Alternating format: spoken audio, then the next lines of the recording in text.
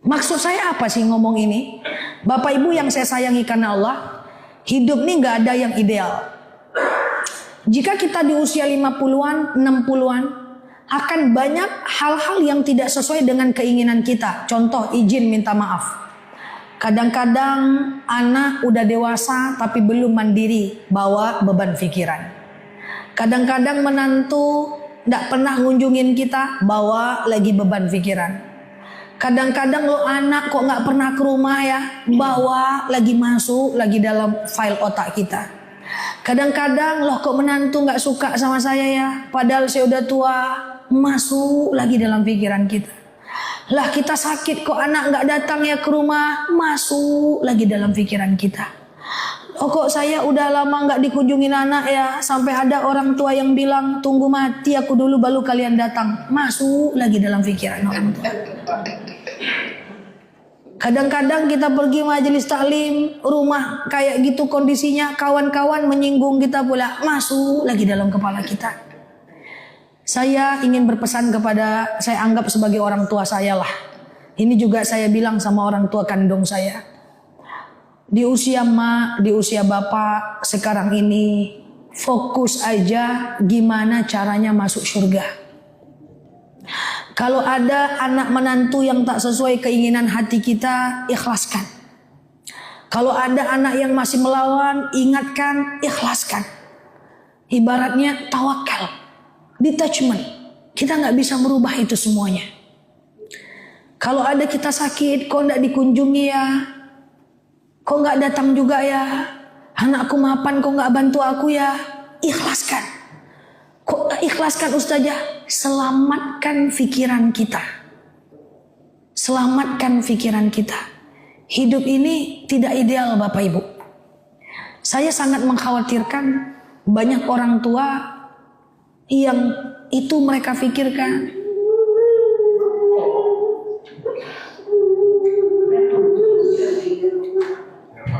Nggak apa-apa Bu. Iya.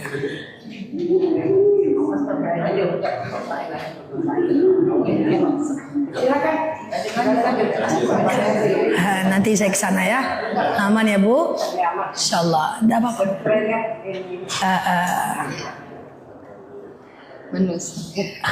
Ya, sabar ya. Aman ya Bu? Oke. Ikhlaskan. Itu karena kalau kita simpan Bu, itu ibarat file yang ada dalam handphone. Nggak penting kita simpan dalam-dalam. Ujung-ujungnya apa? Saya khawatir sekali. Ibu jadi nggak tenang. Ibu risau, menung-menung, ingat itu semua. Yang paling saya takutkan kepada orang tua, termasuk mungkin orang tua saya atau ibu semua yang saya anggap sebagai orang tua saya. Akhirnya apa? Ibu-ibu ibadahnya jadi nggak fokus. Ibu-ibu jadi nggak fokus sholatnya, jadi nggak fokus majelis taklimnya. Akhirnya pikiran kita jadi terganggu. Nah, yang saya pengen pesan saya itu yang pertama Bu. Akan banyak hal di luar kondisi kita. Kira-kira Bapak Ibu bisa mengikhlaskan itu semua? Kira-kira Bapak Ibu bisa ikhlaskan itu semua?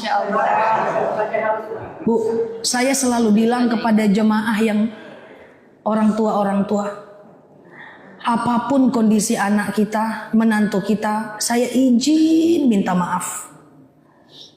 Paksakan diri tetap ridhoi mereka ya. Karena kalau karena sikap mereka kita nggak ridho, kita udah mau meninggal Bapak Ibu. Kalau kita nggak ridho, sengsara hidup mereka. Pasti Bapak Ibu. Ridullah ridul walidain, sukhtullah sukhtil walidain. Ridho Allah itu bergantung kepada ridhoan ibu-ibu dan bapak-bapak. Yang saya khawatirkan ketika anak Bapak Ibu tidak sesuai dengan apa yang kita inginkan, dia durhaka, nggak pernah datang, melawan, nggak perhatian, kita marah, kita nggak ridho, sengsara mereka. Jadi itu yang saya khawatirkan Bapak Ibu. Jadi nggak apa-apa kalau ibu ada yang menangis, maafin saya. Insya Allah yang saya sampaikan ini Saya rasa ini penting karena sekali-sekali kita bertemu. Sehingga ibu-ibu yang udah di usia 60-an, 50-an itu bisa lebih tenang. Yang nggak penting itu dikeluarkan. Wah, yang ujian-ujian hidup tuh keluarkan semua dari handphone kita, dari kepala kita. Lalu kita akan lebih tenang. Kalau kita lebih tenang, insya Allah kan kita sebenarnya hidup bisa ya Bapak Ibu ya. Kita kadang-kadang juga nggak berharap anak ya Bapak Ibu ya. Kita masih ada uang secukupnya. Entah kita punya uang pensiun, entah dari kontrakan kita cukup ya. Kadang-kadang pengen sekedar mereka peduli tapi nggak juga gitu kan. Sampai ada orang tua yang ngomong sama saya kalau dia susah saya bantu dia. Kalau dia nggak datang nggak bawa apa-apa saya nggak apa-apa. Yang penting kalau dia susah saya kasih dia uang. Tapi datanglah. Yang lebih saya sedih lagi, kejadian asli dari jemaah saya. Bapak itu orangnya terbelakang banget. Handphone nggak ngerti, handphone zaman dahulu. Sampai dia kira handphonenya rusak. Saking gak ada anak yang nelpon Pak. Rusak handphone saya nih. Ini penting Bapak Ibu yang saya sayangi karena Allah. Saya tidak bermaksud menggurui. Tapi demi Allah harus kita ikhlaskan itu semua. Tujuannya apa? Kita keluarkan dari dalam hati kita. Gak ada hidup kita yang sempurna. Gak ada. Akan ada kondisi seperti itu. Dan kadang-kadang dia baik sama kita tapi sesama dia bertengkar. Adik-beradik bertengkar. Pusing juga kita. Nah itu dikeluarkan. Insya Allah kalau kita udah merawat anak dengan baik, udah merawat mereka dengan baik, itu udah nggak tanggung jawab kita lagi kok. Pada akhirnya Bapak Ibu, di akhirat kita masing-masing kok Bapak Ibu. Ya selamatkan diri kita. Jangan sampai terganggu ibadah kita karena pikiran-pikiran yang seperti itu. Itu kalau saya ngomong ke ibu-ibu. Nah kalau saya ngomong ke anak-anak beda lagi. Kalau mau selamat hidup antum, hanya satu kuncinya. Hormati kedua orang tuamu, maka dunia akan mengikutimu. Jangan harap akan sukses abadi kalau nggak ridho orang tua. Nah sekarang nih yang kita risau tuh anak-anak juga Bapak Ibu. Aduh, saya ini anak muda Bapak Ibu. Saya kadang-kadang ngobrol, temu dengan kawan-kawan Pak, dengan temannya ramah kali Pak. Apa kabar Say? Sehat? Kangen sama kamu Say? Udah lama kita nggak ketemu, kita kan bestie. Ramah betul dengan kawannya. Sama orang tuanya keras-keras suaranya. Tidak semua Bapak Ibu, tapi ini yang saya sayangkan. Karena kalau ada orang yang patut dimuliakan di dunia ini, orang tua dulu.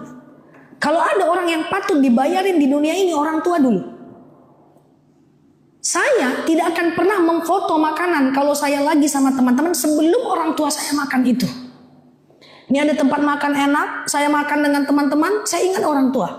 Nanti saya bawa orang tua ke sini, baru tuh mau saya foto waktu saya muda-muda dulu Pak. Kalau enggak, keluarga saya belum cicip, saya tidak mau tunjukkan ke mereka. Sampai mereka saya ajak dan baru saya foto itu makan. Karena kalau ada orang yang wajib dimuliakan di dunia ini, orang tua dulu. Hei ya Allah Pak, memuliakan orang tua itu paling gampang sebenarnya. Tapi kadang banyak anak yang lupa. Ibu izin, kalau masih ada orang tuanya di rumah, coba tes nanti nyampe Palembang Bapak Ibu. Pergi ke toko burger, stick barbecue, daging impor tuh, coba pergi ke situ. Belikan stick pakai black pepper, barbecue, pakai mayones, kasih keju. Kasih sama dia. Mak, Pak, ini buat mama. Apa kata dia? Apa nih? Kata dia kan. Nggak suka mama, kata dia kan. Oke lah, ini 200.000 harganya.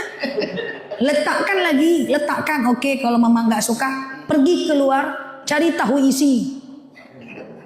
Tahu isi tahu? Tahu bunting. Kasih. Kalau ini mau mak, oh ini baru mantap. Lebih mudah mana membahagiakan orang tua daripada membahagiakan istri, daripada membahagiakan anak? Paling gampang membahagiakan orang tua.